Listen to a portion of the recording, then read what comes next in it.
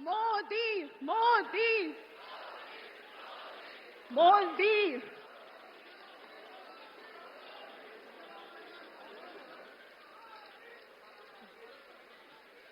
जी, अब मैं आपको देश के यशस्वी प्रधानमंत्री जी के उद्बोधन के लिए आमंत्रित करती हूं। नरेंद्र मोदी जिंदाबाद। मोदी मोदी मोदी जी को जय श्री राम, जय श्री राम।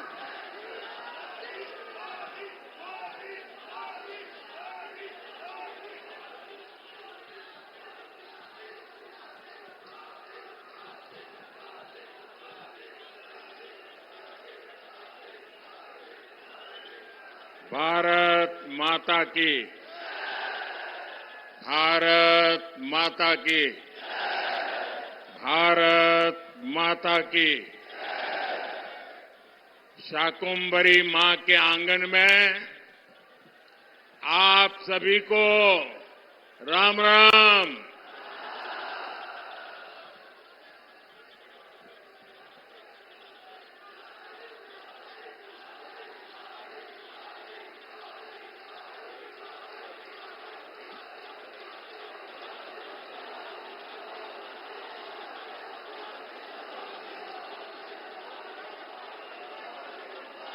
हमारा ये स्थान मां शक्ति का स्थान है। हमारा ये स्थान मां शक्ति की साधना का स्थान है और हिंदुस्तान के हर कोने में शक्ति की उपासना ये हमारी स्वाभाविक आध्यात्मिक यात्रा का हिस्सा है। हम वो देश हैं जो कभी भी शक्ति उपासना को नकारते नहीं है, लेकिन ये देश का दुर्भाग्य है कि इंडी अलायंस के लोग खुलेआम चुनौती दे रहे हैं कि उनकी लड़ाई शक्ति के खिलाफ है। क्या कोई शक्ति को खत्म कर सकता है? क्या शक्ति के सामर्थ्य को चुनौती दे सकता है? क्या? और जिन जिन लोगों ने शक्ति को नष्ट करने का प्रयास किया है, उन सबका क्या हाल हुआ है वो इतिहास में, पुराणों में अंकित है। साथियों, 10 वर्ष पहले मैं चुनावी जनसभा के लिए सहारनपुर आया था और याद कीजिए 2014 के वो दिन, उस समय देश घोर निराशा, घोर संकट के दौर से गुजर रहा था और तब मैंने आपको गारंटी दी थी कि देश झुकने नहीं दूंगा, देश रुकने नहीं दूंगा। मैंने संकल्प लिया था कि आपके आशीर्वाद से हर स्थिति को बदलूंगा, हर परिस्थिति को बदलूंगा, निराशा को आशा में बदलूंगा, आशा को विश्वास में बदलूंगा। आपने अपने आशीर्वाद में कोई कमी नहीं रखी और मोदी ने अपनी मेहनत में कोई कमी नहीं छोड़ी।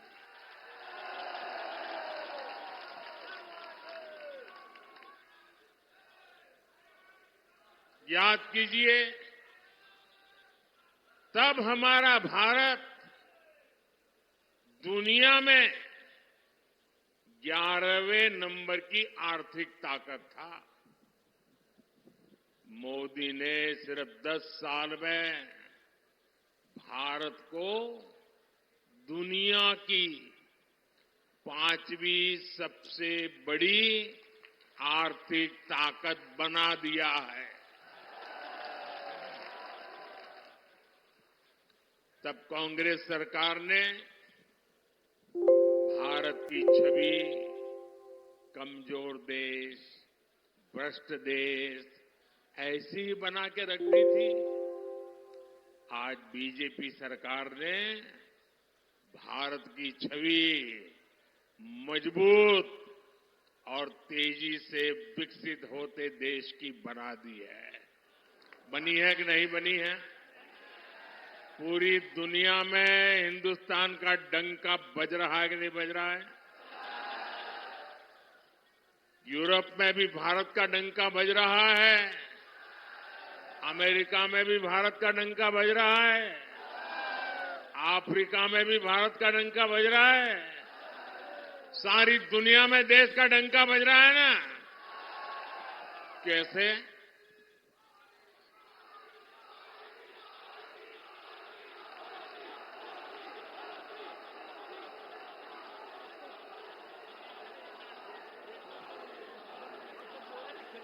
आपने जवाब गलत दे दिया।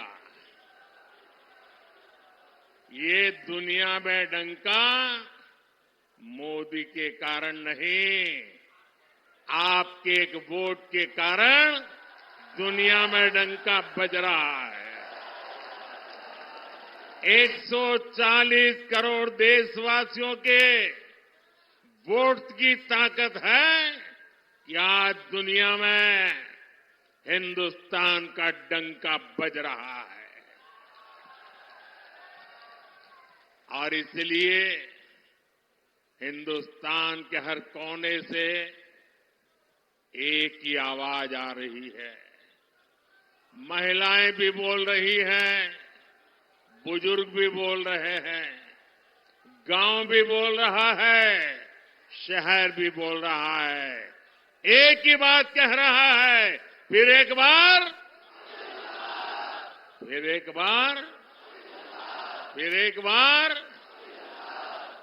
भाइयों और बहनों, आज एक बहुत शुभ अवसर है। आज भाजपा का स्थापना दिवस है।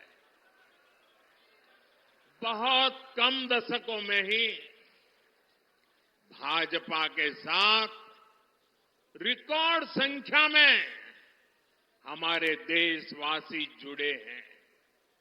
भाजपा ने लोगों का भरोसा जीता है। भाजपा ने लोगों का दिल जीता है। और इसका कारण क्या है? इसका सबसे बड़ा कारण है कि भाजपा राजनीति नहीं, राष्ट्र नीति पर चलती है। भाजपा के लिए राष्ट्र प्रथम है। ये भाजपा का नारा नहीं, भाजपा का आर्टिकल ऑफ फेथ है। यह हमारा विश्वास है, यह हमारी रगों में है, यह हमारे सपनों में है, यह हमारे संकल्प में है। राष्ट्र प्रथम। हमारे लिए देश से बड़ा और कुछ नहीं है। देश हित से बड़ा और कुछ हो भी नहीं सकता। भाजपा से लोग सत्ता के लिए नहीं जुड़ते, बल्कि एक मिशन के लिए जुड़ते हैं। इसलिए भाजपा ने अपने सिद्धांतों, अपने संकल्पों को हमेशा राजनीतिक स्वार्थ से छोड़ करके राष्ट्रहित की सुप्रीमेसी के लिए ऊपर रखा है। गरीब कल्याण हमारे लिए एक चुनावी घोषणा नहीं, बल्कि हमारा मिशन रहा है। इसलिए भाजपा की प्राथमिकता रही है गरीब का पक्का घर, गरीब को शौचालय। इसलिए भाजपा ने गरीब के जीवन से अंधेरा दूर किया, उसे मुफ्त बिजली कनेक्शन दिया। ये भाजपा है जिसने गरीब को मुफ्त राशन दिया और आने वाले 5 साल भी मुफ्त राशन की गारंटी दी है। ये भाजपा है जिसने गरीब को 5 लाख रुपए तक के मुफ्त इलाज की सुविधा दी। इन प्रयासों की वजह से पिछले 10 वर्षों में 25 करोड़ लोग, सहारनपुर के मेरे भाई बहन याद रखिए, 10 वर्ष में 25 करोड़ लोग गरीबी से बाहर निकल पाए हैं। कांग्रेस की सरकारें जो कई दशकों में नहीं कर पाई, वो भाजपा ने 10 साल में करके दिखाया है। और इसीलिए ही पूरा देश कह रहा है 4 जून 4 जून 4 जून 4 जून। साथियों, कांग्रेस जितने साल सत्ता में रही, उसने कमीशन खाने को प्राथमिकता दी। इंडिया अलायंस कमीशन के लिए है, एनडीए मोदी सरकार मिशन के लिए है। अयोध्या में रामलला का भव्य मंदिर चुनावी घोषणा नहीं, बल्कि हमारा मिशन रहा है। और मेरे प्यारे भाइयों बहनों, इस वर्ष रामनवमी में हमारे प्रभु राम टेंट में नहीं, बल्कि भव्य मंदिर में दर्शन देंगे। ये हमारी पीढ़ी के लिए कितना बड़ा गौरव है। जम्मू कश्मीर से आर्टिकल 370 हटाना हमारा मिशन रहा है, और ये मिशन भी पूरा हो चुका है।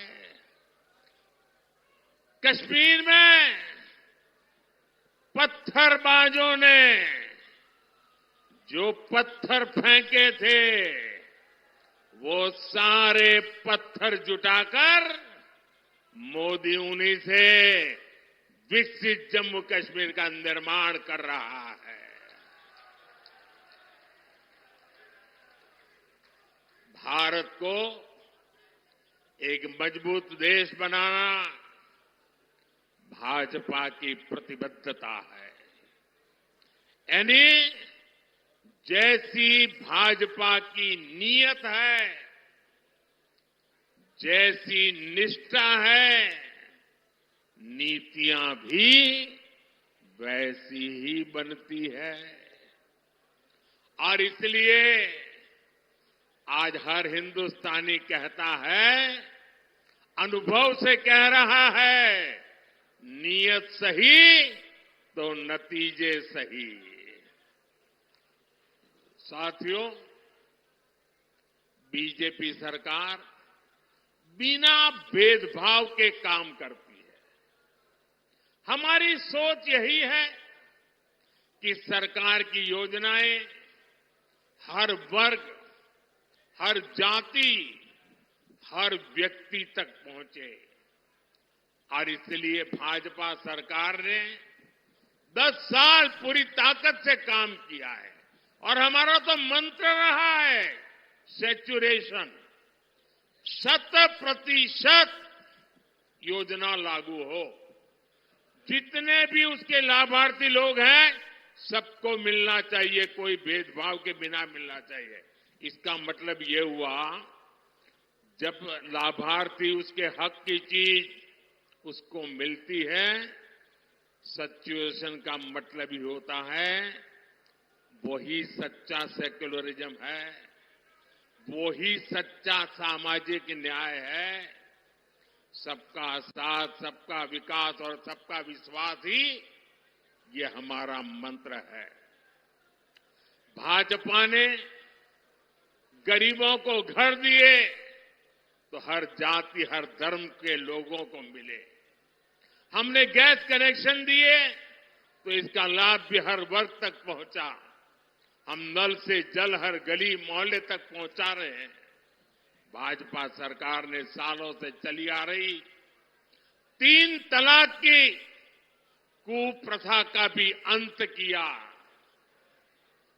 हमने बड़ा कानून बनाकर करोड़ों मुस्लिम बहनों के हित में काम किया, उनकी गरिमा को पुनः स्थापित किया।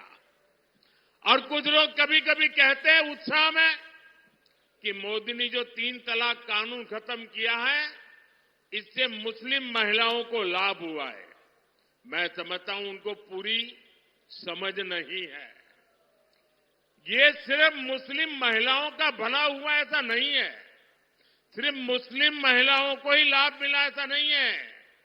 कोई भी मुस्लिम महिला, किसी की बेटी होती है, किसी की बहन होती है, और जब मां बाप मुस्लिम बेटी को शादी करवाकर ससुराल भेजते हैं, कितने बड़े सपने देख करके भेजते हैं, लेकिन मन में चिंता रहती है कि कहीं दामाद नाराज हो जाए और 3 तलाक बोल दें, और अगर बेटी घर वापिस आ जाए तो पूरा परिवार तबाह हो जाएगा। भाई को चिंता रहती है अगर बहन वापिस आएगी तो क्या होगा। मां को चिंता रहती है कि अगर बहन वापिस आ जाए तो उसको मैं कैसे पालूंगी। और इसलिए 3 तलाक का कानून खत्म करके, परंपरा खत्म करके, हमने सिर्फ मुस्लिम महिलाएं नहीं, पूरे मुस्लिम परिवार को बचा लिया है। उस लटकती तलवार से मुक्ति दिला दी है। ये एक काम इतना बड़ा मैंने किया है कि आने वाली सदियों तक मुस्लिम बेटियां ये मोदी को आशीर्वाद देती रहेगी। भाजपा देश के हर नागरिक की परेशानी कम कर रही है, हर किसी के लिए नए अवसर बना रही है। भाई और बहनों, सहारनपुर की लड़की की, सहारनपुर की यहां की जो लकड़ी की नक्काशी है, यहां के लोगों के कौशल की ख्याति तो दूर दूर तक है। और योगी जी हो या मोदी, आपका ध्यान है, इसलिए हम दोनों एक बात पर बार बार बोलते हैं, vocal for local, vocal for local. Modi और योगी आपके उत्पादों की बिक्री बढ़ाना चाहता है और इसलिए हमने एक जिला एक उत्पाद योजना लेकर आया है। क्या इंडी गठबंधन के नेताओं से ये बातें आपने कभी सुनी है? इतना ही नहीं, हमने तो अब हर राज्य में एकता मॉल बनाने की योजना बना दी और हर राज्य में जो एकता मॉल बनेगा उसमें हिंदुस्तान के हर जिले की चीजें बिकेगी। आप केरल जाओगे तो वहां के एकता मॉल में सहारनपुर की चीजें बिकती मिलेगी। आप बंगाल जाओगे तो वहां एकता मॉल में सहारनपुर जिले की चीजें मिलती रहेगी। मतलब हम देश के वन डिस्ट्रिक्ट वन प्रोडक्ट को हर जिले में और दुनिया के हर देश में पहुंचाना चाहते हैं। हमने पीएम विश्वकर्मा योजना शुरू की है ताकि पारंपरिक कला से जुड़े सभी परिवारों की आय बढ़े। इसका लाभ हमारे सहारनपुर के शिल्पियों को बहुत बड़े पैमाने पर होने वाला है। यहां इतनी अच्छी सड़कें बन रही है, इतनी बेहतर रेल और एयरपोर्ट की कनेक्टिविटी हो रही है। भाजपा ने और हमारे योगी जी तो कानून व्यवस्था के विषय में रत्ती भर भी छूट नहीं देने वाले। भाजपा ने अपराधियों को, दंगाइयों को काबू किया तो इसे सुरक्षा के साथ साथ निवेश के लिए भी माहौल बना है। साथियों, ये क्षेत्र अपने कृषि उत्पादकों के लिए भी जाना जाता है। पिछले 10 साल में हमारी सरकार लगातार अपने किसान भाइयों के लिए काम कर रही है।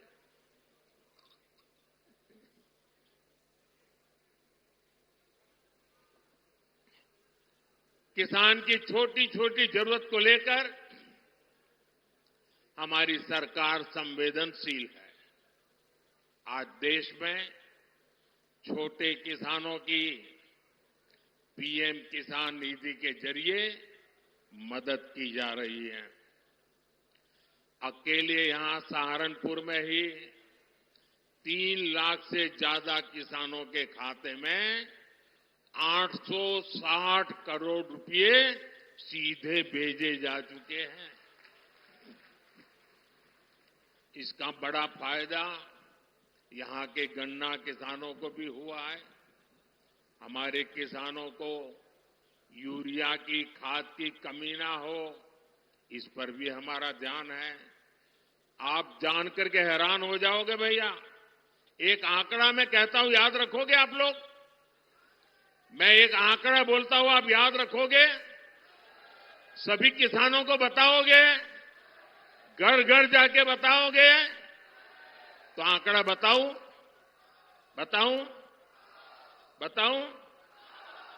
देखिए, दुनिया के कई देशों में यूरिया का एक थैला 3,000 रुपये में, यूरिया का बोरा 3,000 रुपये में मिलता है। कितने में? याद रखिए, किसानों को बताइए कितने में मिलता है। दुनिया में यूरिया का बोरा कितने में मिलता है? हमारे यहां किसानों को यूरिया का ये बोरा 300 रुपये से भी कम में मिलता है। दोस्तों, अब मुझे बताइए, ये बात किसानों को बतानी चाहिए कि नहीं बतानी चाहिए? घर घर जाके बतानी चाहिए कि नहीं बतानी चाहिए? साथियों, अब हम भारत को विकसित राष्ट्र बनाने के मिशन में जुटे हैं। वहीं दूसरी तरफ जो हमारे विरोधी हैं, वो क्या कर रहे हैं? ये सत्ता पाने के लिए तड़प रहे हैं, छटपटा रहे हैं। मैं देश का पहला चुनाव देख रहा हूं जहां विपक्ष जीत का दावा नहीं कर रहा है। किसी विपक्ष के नेता से आपने सुना कि भाई उनकी सरकार बनेगी? सुना कोई बोलता है? बल्कि विपक्ष सिर्फ इसलिए चुनाव लड़ रहा है ताकि भाजपा की सीटें 370 से कम की जा सके और एनडीए की 400 से कम की जा सके, इसके लिए लड़ाई लड़ रहा है। आज सपा की स्थिति यह है कि यहां हर घंटे उसे अपने उम्मीदवार बदलने पड़ रहे हैं। ये लोग उम्मीदवारों तक का फैसला नहीं पा रहे। और कांग्रेस की स्थिति तो और विचित्र है।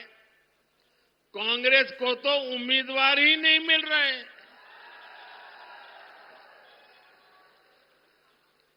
जिन सीटों को कांग्रेस अपना गढ़ मानती थी, वहां भी उसे उम्मीदवार उतारने की हिम्मत नहीं हो रही है। मैंने तो देखा कुछ जगह पे जिसको उन्होंने उम्मीदवार घोषित कर दिया, टिकट दे दिया, उसने दूसरे दिन इस्तीफा दे दिया। यानी इंडी गठबंधन अस्थिरता और अनिश्चितता का दूसरा नाम बन चुका है। इसलिए देश आज उनकी एक भी बात को गंभीरता से नहीं ले रहा है। और मैं उत्तर प्रदेश को तो, क्योंकि यहां के लोग बहुत जानकार है, समझदार है, आपको याद होगा पुराना, यहां उत्तर प्रदेश में 2 लड़कों की जो फिल्म पिछली बार फ्लॉप हो चुकी है, उस 2 लड़कों की फिल्म को इन लोगों ने फिर से रिलीज किया है।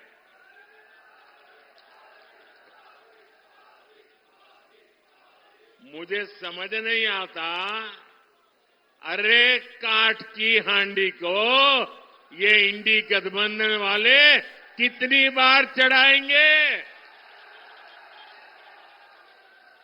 साथियों, कभी जिस कांग्रेस ने आजादी की लड़ाई लड़ी थी और कैसे बड़े बड़े दिग्गज कांग्रेस के साथ जुड़े हुए थे, महात्मा गांधी का नाम जुड़ा हुआ था, लेकिन आज देश एक स्वर से कह रहा है, आजादी की लड़ाई लड़ने वाली वो कांग्रेस तो दशकों पहले ही समाप्त हो चुकी है। अब जो कांग्रेस बची है, उसके पास ना देश हित में नीतियां हैं और ना ही राष्ट्र निर्माण का विजन। आपने देखा होगा, कल कांग्रेस ने जिस तरह का घोषणा पत्र जारी किया है, उससे साबित हो गया है कि आज की कांग्रेस आज के भारत की आशाओं, आकांक्षाओं से पूरी तरह कट चुकी है।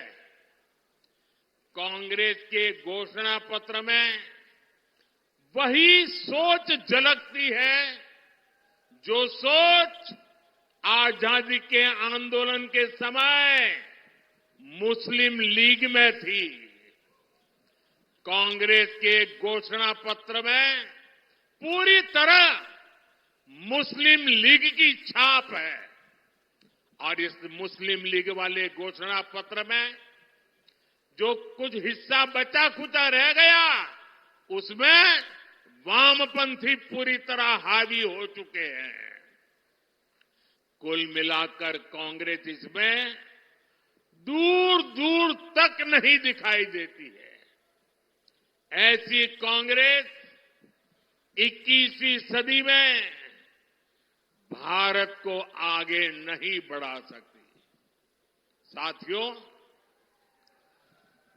आपने मेरा काम देखा है। हर पल देश के नाम, और मैं आपको कहता हूं 24/7 फॉर 2047।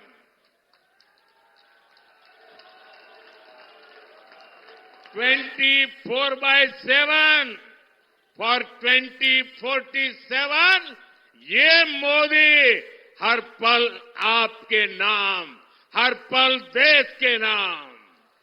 और इसलिए मोदी कहता है, आपका सपना सपना मोदी का संकल्प है। मैं अगर भ्रष्टाचार पर आज कड़ा प्रहार कर रहा हूं तो ये आपके बेहतर भविष्य के लिए ही है। भ्रष्टाचारी गरीब के सपनों को तोड़ते हैं, आपको लूटते हैं, आपके अधिकारों को लूटते हैं, आपको आगे बढ़ने से रोकते हैं। अगर आपका बेटा या बेटी नौकरी के लिए योग्य है, लेकिन भ्रष्टाचार करके किसी और को नौकरी दे दी जाए तो आपके बेटे बेटी का भविष्य क्या होगा? और इसलिए मैं आपके बेटे बेटी के भविष्य को बचाने के लिए इतनी गालियां खा रहा हूं, इतनी लड़ाई लड़ रहा हूं।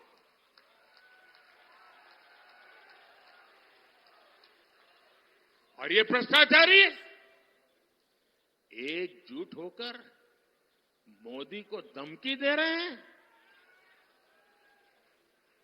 मेरे देशवासियों, आपके सामने चित्र साफ है। हम हैं जिसका मिशन है भ्रष्टाचार हटाओ, और वो है उनका कमीशन कहता है भ्रष्टाचारी बचाओ। लेकिन मेरे प्यारे देशवासियों, ये मोदी है, पीछे हटने वाला नहीं है। भ्रष्टाचार पर तेज कार्रवाई जारी रहेगी, ये मोदी की गारंटी है।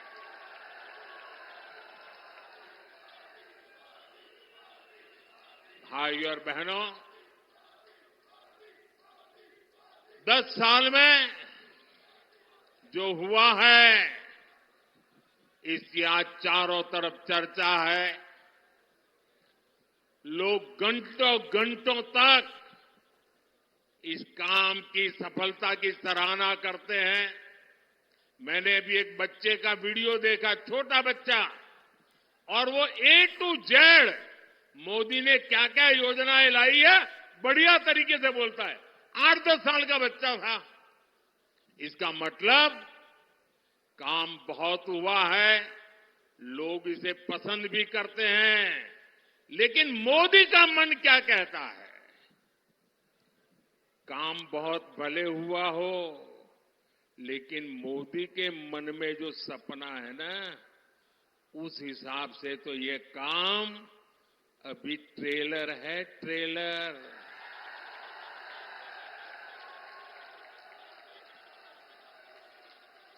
ये तो शुरुआत है, अभी तो बहुत कुछ करना है। अभी तो हमें देश को बहुत आगे लेकर जाना है। साथियों, वो दिन दूर नहीं जब भारत दुनिया की तीसरी सबसे बड़ी इकोनॉमी बन जाएगा। वो दिन दूर नहीं जब भारत खाद्य तेल और दालों में भी आत्मनिर्भर हो जाएगा। वो दिन दूर नहीं जब भारत में बने सामान दुनिया के कोने कोने में अपनी पहचान बनाएंगे। ऐसे ही विराट संकल्पों के लिए मोदी को मोदी की गारंटी पूरा करने के लिए आशीर्वाद चाहिए। और इसके लिए सहारनपुर से हमारे साथी राघव लखनपाल जी और केरला से हमारे साथी प्रदीप कुमार जी को भारी मतों से विजयी बना करके संसद में मेरा साथ देने के लिए भेजना है। लेकिन इसके लिए आपको एक काम करना होगा। करेंगे। आपको अपने ही रिकॉर्ड तोड़ने होंगे, तोड़ेंगे। आपके बूथ में पिछले 3 चुनाव में जितना मतदान हुआ है उसको रिकॉर्ड तोड़ के अधिक मतदान करवाएंगे। पिछले 3 चुनाव में आपके बूथ में जितने वोट मिले हैं उससे ज्यादा वोट बीजेपी को दिलवाएंगे। घर घर जाएंगे, बूथ जीत करके लाएंगे। मेरी आपसे अपेक्षा है इस बार इन दोनों लोकसभा सीट के सभी बूथों पर हमें जीत करके दिखाना है, दिखाएंगे। और जैसा योगी जी ने कहा, गर्मी बहुत है। इतनी गर्मी में मतदान अधिक हो, ये हम सबकी जिम्मेवारी है। धूप कितनी ही तेज क्यों न हो, हमने सुबह सुबह ही मतदान करवाना है। करवाओगे? अच्छा, मेरा एक काम है, करोगे? बिल्कुल मेरा पर्सनल काम है। ये राघव जी का भी नहीं और प्रदीप जी का भी नहीं है, ये मोदी का काम है। करोगे? जरा हाथ ऊपर करके बताइए, करोगे? मेरा काम बहुत छोटा है। देखिए, हर घर जाना और हर घर जाके कहना कि मोदी जी सहारनपुर आए थे और मोदी जी ने आपको प्रणाम भेजा है। मेरा प्रणाम पहुंचा दोगे? हर घर में पहुंचा दोगे? बोलिए भारत माता की, भारत माता की, भारत माता की। बहुत बहुत धन्यवाद।